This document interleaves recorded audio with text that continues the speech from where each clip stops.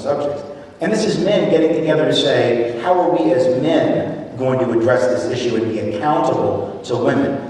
We as white folks can be doing the same thing, both white men and women together, and maybe even white men get together and saying that just as white men, what's our piece of it? Because we all have a nickel in the quarter, so to speak, right?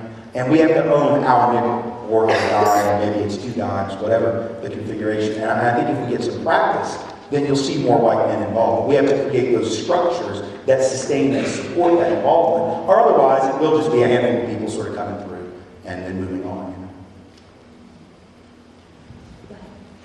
Good morning. I guess a lot of groups have been using stereotypes as humor, and a lot of people say they're hurtful. What are your opinions on that? Well, I mean, I think humor is a very important tool. As you can tell, I use it in my work, sometimes effectively, sometimes not. It seems to work okay. But see, the thing about humor, right, satire is really what we're talking about.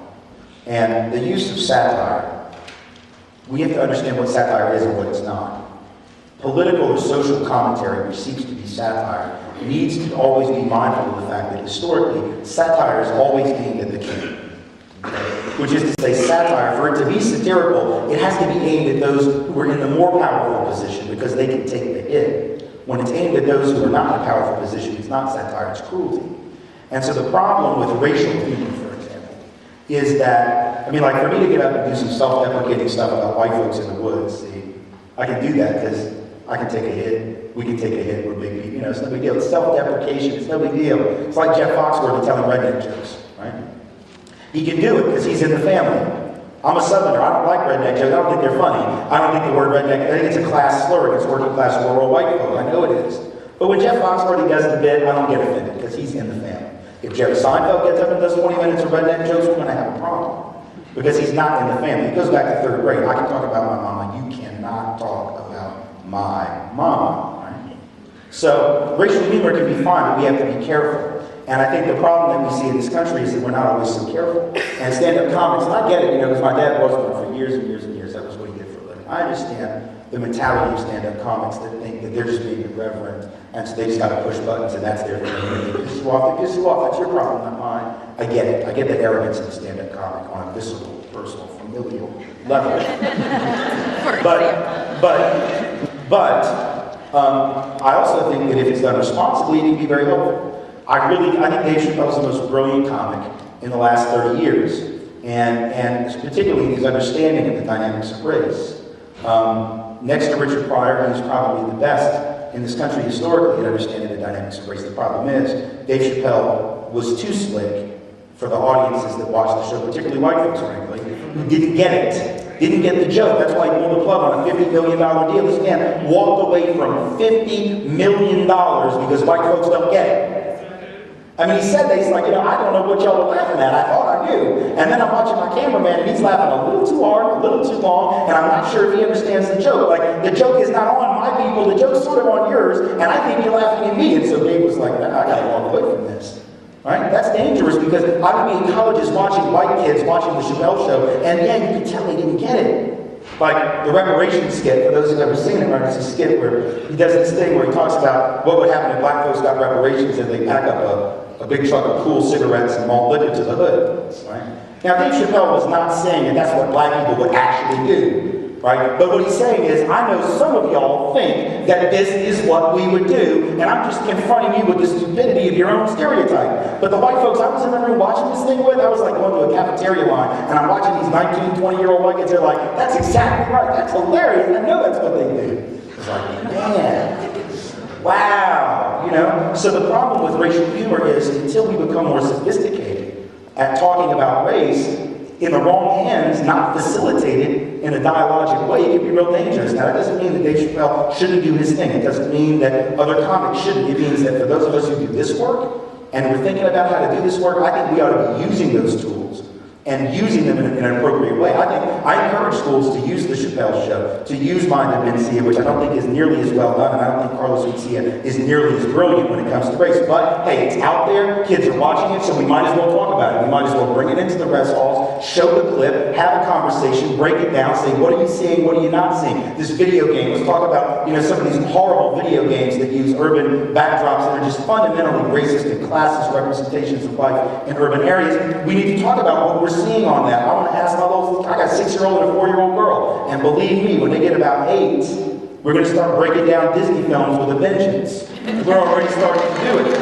But I'm not going to be one of those parents that says, oh, I'm not going to let you watch Disney films because they're evil. Like, I get it, but I want my kids to be the ones that can critique the popular culture, so they need to see it. So even when the imagery's messed up, whether it's deliberate or not deliberate, we need to use those tools. I want to use pop culture as a way to talk about and to break down some of these things, because that's where kids are. That's where young people are at, and I want to meet people where they are, not necessarily where I want them to be. So if that means we have to look at Elisa Lampanelli's stand-up and break down what's wrong with her, and there's a lot wrong with her stand-up routine, or break down the Chappelle Show or Mad TV or SNL skit, then we need that. I'd like to have a conversation with college kids about whether it's appropriate to have, a white guy who's white and Latino, but I don't think most people know he's Latino, doing blackface and being Obama on SNL 2 weeks ago, right? Fred Armisen or whatever his name is. He's partly Latino, but I think most people would view him as white, and for him to be playing this white, I think we're putting him in sort of blackface. We got to talk about whether that's cool or not cool.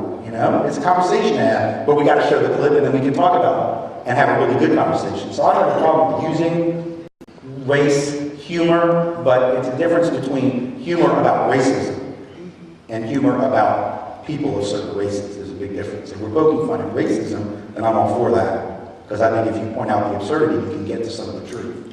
And if you make people laugh, you can maybe hear what you have to say. But you have to be careful, And people that aren't funny shouldn't try. And that's the thing. Like I learned that, at least from my dad. Like if you're not funny, if you don't have good timing and you can't deliver the punchline, just don't try to be funny, right? And people are trying to be funny who just aren't funny, and then that gets us all kind of. It would probably reach kids on a better level today to go through pop culture and explore racism, because they're so far removed from what's happened in many of our experiences or in our personal history, that it would reach them on a much stronger level, particularly on the things of the day-to-day, which has become Xbox and all those things. Oh yeah, look, I mean, if you're 16 and the only thing you know about racism in the country's history is stuff that you see on black and white TV footage, exactly. Which, to be honest, black and white TV might as well be stone tablets. Right, for people. Because kids don't know anything about black and white TV. I don't even know if they even make them anymore. I don't even know if they made them. I haven't seen one in years. So most kids grow up, I don't care how poor you are, you still got at least a little bitty busted up color TV. It may not work real well, but most people have got, so black and white TV, you look at it and it's like, huh? And that looks ancient. That's like, that must be 1,000 years ago. And you can turn on MTV and you can watch this awful show, maybe it's VH1. It's horrible, but again, be able to talk about it.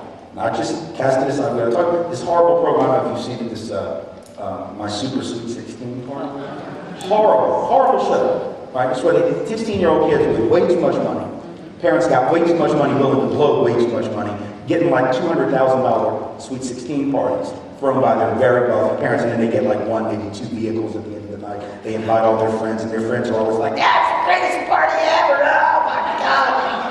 Now, but here's the thing now. I've been watching that program for purely sociological research reasons. Seriously. And I noticed something for about a month straight, maybe 5 weeks, 5 straight episodes during the summer of last year, I think it was. All the kids were black.